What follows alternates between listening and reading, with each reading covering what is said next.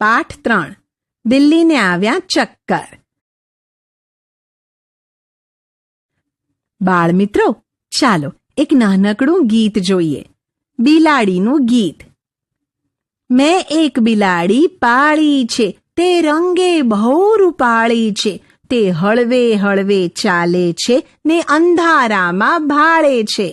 દૂધ ખાય, દહીં ખાય, ઘી તો ચપચપ ચાટી જાય. તે ઉંદરને ઝટપટ ઝાલે, પણ કૂતરાથી બીતી ચાલે. તેના દિલ પર ડાઘ છે, તે મારા ઘરનો વાઘ છે. બાળ દોસ્તો, સરસ ગીત હતું ને? આ ઘરમાં પાળેલી બિલાડીનું ગીત હતું.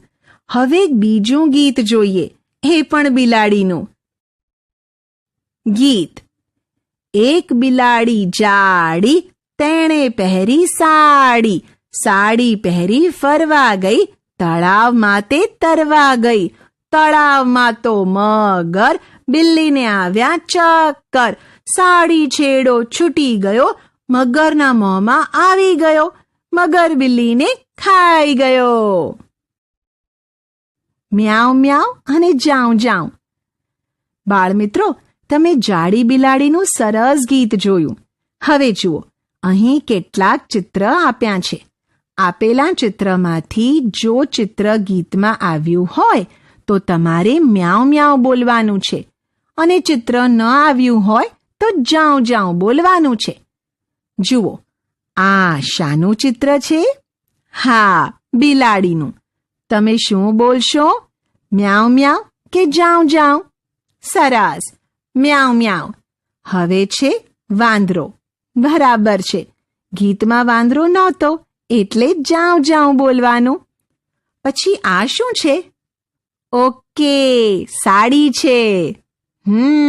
મ્યાઉ મ્યાઉ. હવે છે કૂતરો. બરાબર, ગીતમાં નહોતો એટલે જાઉં જાઉં બોલવાનું. જોડકા જોડો. બાળ દોસ્તો, અહીં બિલાડીના ગીતની પંક્તિઓ આપેલી છે, પણ એ પંક્તિઓ અ અને બ વિભાગમાં આડા અવળી થઈ ગઈ છે. તમારે શોધીને તેમને જોડવાની છે. પહેલી પંક્તિ છે સાડી પહેરી. આને બ વિભાગમાં કયા ભાગ સાથે જોડીશું? એકદમ સાચું, ફરવા ગઈ. લીટી કરીને જોડી દો. હવે તળાવમાં પંક્તિના ભાગને બ વિભાગમાં કોની સાથે જોડાય? હા, બરાબર છે, તરવા ગઈ ભાગ સાથે. બંનેને લીટી કરીને જોડો. સાડીનો છેડો ભાગને મગરના મોંમાં ભાગ સાથે, અને એક બિલાડી જાડી ભાગને તેણે પહેરી સાડી ભાગ સાથે લીટી કરીને જોડો. વાર્તા. એ લાકડી છૂટી. એક તળાવ હતું. તળાવમાં એક કાચબો રહે. તેને બોલ બોલ કરવાની ટેવ. કોઈ ન મળે તો એકલો એકલો પણ બોલ્યા કરે. એકવાર માનસરોવરના 2 હંસો તળાવ પાસે આવ્યા. એમને તો પાણીથી ભરેલું છલોછલ તળાવ ગમી ગયું. એ તો તળાવ કાંઠે જ રહી ગયા. પેલા લપલપિયા કાચબાને તો હંસો સાથે ભાઈબંધી થઈ ગઈ. કાચબો હંસો સાથે ફરવા જાય, તરવા જાય. કાચબો વાતો કહ્યા કરે, હંસો વાતો સાંભળ્યા કરે. ઉનાળો આવ્યો એટલે હંસો માનસરોવર જવા તૈયાર થયા. કાચબાને માનસરોવર જોવાનું મન થયું. એણે તો ભાઈબંધ હંસોને કહ્યું, મારે આવવું છે, મારે માનસરોવર જોવું છે. હંસો કહે, પણ અમે તને કેમ કરીને લઈ જઈએ? તને ઉડતા તો આવડતું નથી. કાચબો કહે, કોઈ ઉપાય કરીને પણ મને લઈ જાઓ. હવે તો આપણે ભાઈબંધો કહેવાઈએ. હંસોએ એક ઉપાય કર્યો. એ તો એક લાકડી લઈ આવ્યા. લાકડીને 2 છેડેથી ચાંચ વડે પકડી. કાચબાને મોઢા વડે વચ્ચેથી લાકડી પકડાવી. સાથે સાથે એમણે શરત કરી. કાચબાને કહ્યું કે તારે બોલ બોલ કરવાની ટેવને ભૂલવી પડશે.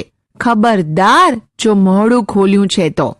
માનસરોવર જોવાની લાલચને લીધે કાચબાએ શરત કબૂલ રાખી. હંસો તો ભાઈ ચાંચમાં લાકડી પકડીને ઉડ્યા, સાથે કાચબા ભાઈ પણ.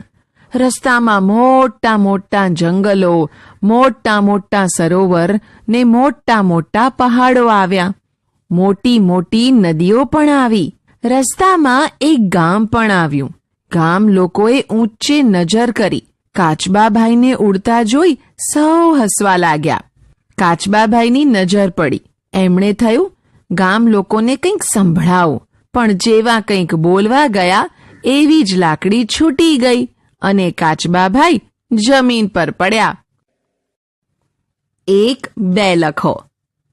બાળ દોસ્તો, તમે કાચબાની વાર્તા જોઈ અને સાંભળી. વાર્તામાંથી થોડા વાક્યો આપેલા છે. તેમાંથી જે વાક્ય હંસ બોલ્યા હોય તો તેની સામેના બોક્સમાં 1 અને કાચબો બોલ્યો હોય તે વાક્ય સામેના બોક્સમાં 2 લખવાના છે. પહેલું વાક્ય છે, મારે માનસરોવર જોવું છે. આ વાક્ય કોણ બોલ્યું હતું? કાચબો કે હંસ? બહુ સરસ. આ વાક્ય કાચબો બોલ્યો હતો, એટલે તેની સામેના બોક્સમાં 2 લખો. પછીનું વાક્ય, તને ઉડતા તો આવડતું નથી. સાવ સહેલું છે. આ તો હંસો બોલ્યા હતા. તેની સામેના બોક્સમાં 1 લખો. હવે તો આપણે ભાઈબંધો કહેવાઈએ. આ વાક્ય કોણ બોલ્યું હતું? બરાબર, કાચબો બોલ્યો હતો. બોક્સમાં 2 લખો. ખબરદાર જો મોઢું ખોલ્યું છે તો. આ અને તારે બોલ બોલ કરવાની ટેવને ભૂલવી પડશે. આ બંને વાક્ય હંસ બોલ્યા હતા, એટલે તેમની સામેના બંને બોક્સમાં 1 લખો. મૂળાક્ષર શીખીએ. ચાલો બાળ દોસ્તો, આજે એક જોડકણું સાંભળીએ.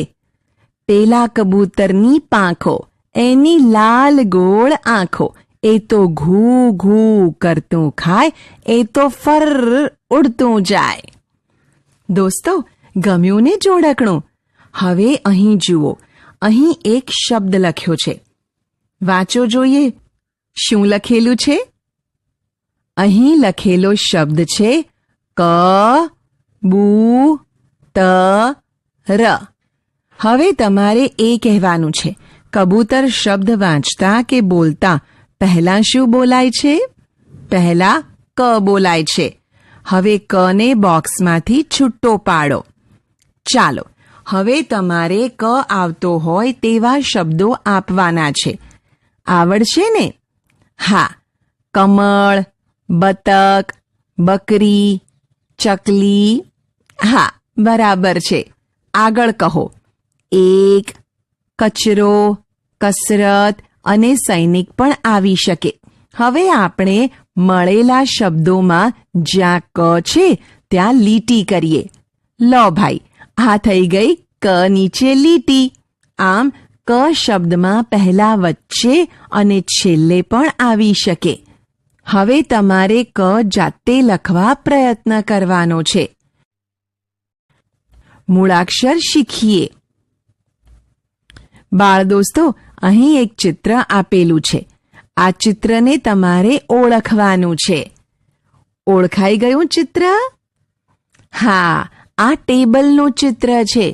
હવે એ કહો કે ટેબલ શબ્દ બોલીએ તો વચ્ચે શું બોલાય છે? જરા મનમાં શબ્દ બોલો ને કહો. બરાબર, વચ્ચે બ બોલાય છે. તો હવે આપણે બ બોક્સની નીચે લખીએ. હવે તો તમને ખબર જ છે શું કરવાનું છે. બ આવતો હોય તેવા શબ્દો આપવાના છે. તો દોસ્તો, તૈયાર છો ને? બકરી, બદામ, સાબર, કાબર, બતક, છાબડી અને બાળ દોસ્તો, અજબ, ગજબ અને રાબ પણ આવી શકે. હવે શું કરવાનું છે? બ નીચે લીટી કરવાની છે. તમારે હવે જાતે જ બ લખતા શીખવાનું છે. આ બ જુઓ અને તમારી જાતે લખો. મૂળાક્ષર શીખીએ. બાળ દોસ્તો, કેમ છો? મજામાં ને? અહીં એક ચિત્ર આપ્યું છે, તે જુઓ અને તેની નીચે એક શબ્દ આપ્યો છે, એ વાંચવાનો છે. અહીં આપેલું ચિત્ર અજગરનું છે અને શબ્દ પણ અજગર લખ્યો છે. હવે મને એ કહો કે આપણે અજગર શબ્દ બોલીએ ત્યારે પહેલા શું બોલાય છે? અજગર બોલતા પહેલા બોલાય છે અ. હવે આપણે અ બોક્સમાંથી નીચે લખીએ. બાળ દોસ્તો, હવે તમારે મને અ આવતો હોય તેવા શબ્દો આપવાના છે. તો છો ને તૈયાર? અનાનસ, 11, અમદાવાદ, અમન, અખરોટ, અજય. ઘણા બધા શબ્દો આવી શકે અને યાદ રાખજો કે અ થી શરૂ થતા શબ્દો મળશે. અ વચ્ચે કે છેલ્લે આવતો હોય તેવા શબ્દો મળશે નહીં. હવે શબ્દમાં જ્યાં અ આવ્યો છે તેની નીચે કરી દઈએ લીટી. આ થઈ ગઈ લીટી. હવે તમારે તમારી જાતે અ લખતા શીખવાનું છે. મૂળાક્ષર શીખીએ. બાળ દોસ્તો, અહીં એક શબ્દ આપેલો છે અને બાજુમાં એક ચિત્ર આપ્યું છે.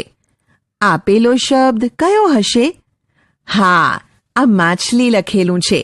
અને એ જણાવો કે તમે માછલી શબ્દ બોલો છો ત્યારે વચ્ચે શું બોલાય છે? વિચારો અને કહો.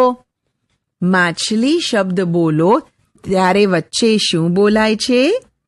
બરાબર દોસ્તો, વચ્ચે બોલાય છે છ.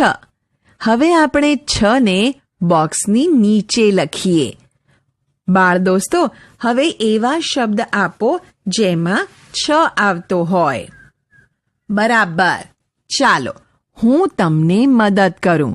છગન, છત્રી, કચ્છ, છછુંદર, છ, વાછરડું. હવે શબ્દોમાં જ્યાં છ આવ્યો છે ત્યાં છ ની નીચે લીટી કરી દેવાની. તમારે અહીં જોઈને તમારી જાતે છ લખતા શીખવાનું છે. તમને જરૂર આવડી જશે. માત્રા શીખીએ. દોસ્તો, ચાલો હું એક ચિત્ર બતાવું. ચિત્ર જોઈ અને તેની સામે લખેલો શબ્દ તમારે વાંચવાનો છે. આ શેનું ચિત્ર છે? કોણ કહેશે? હા, આ કેરીનું ચિત્ર છે. તેની સામે લખેલો શબ્દ કેરી છે. કેરી શબ્દ બોલીએ ત્યારે પહેલા શું બોલાય છે? કે બોલાય છે. કની સામે કે લખેલો છે. બની સામે બે લખેલો છે. બરાબર. એવી રીતે અ તો એ અને છ તો છે. દોસ્તો, હવે જે શબ્દોમાં કે આવતો હોય તેવા શબ્દો આપવાના છે. કેરમ, કેળા, કેનાલ. બે આવતો હોય તેવા શબ્દો બેગમ, બેગ, બે. એ આવતો હોય એવા શબ્દો એક, એરણ. છે આવતો હોય તેવા શબ્દો છેડો, છેલ્લે, વછેરો. ઉદાહરણ મુજબ લખો. બાળમિત્રો, તમે હવે ઘણા મૂળાક્ષર અને માત્રાની ઓળખ અને લેખન કરતા શીખી ગયા છો. હવે તમારે મૂળાક્ષર સાથે માત્રાનું લેખન કરવાનું છે. અહીં લખેલા મૂળાક્ષર અને માત્રાને પાસે આપેલી જગ્યામાં એવી જ રીતે લખવાના છે. ગા, મા, ના, જા.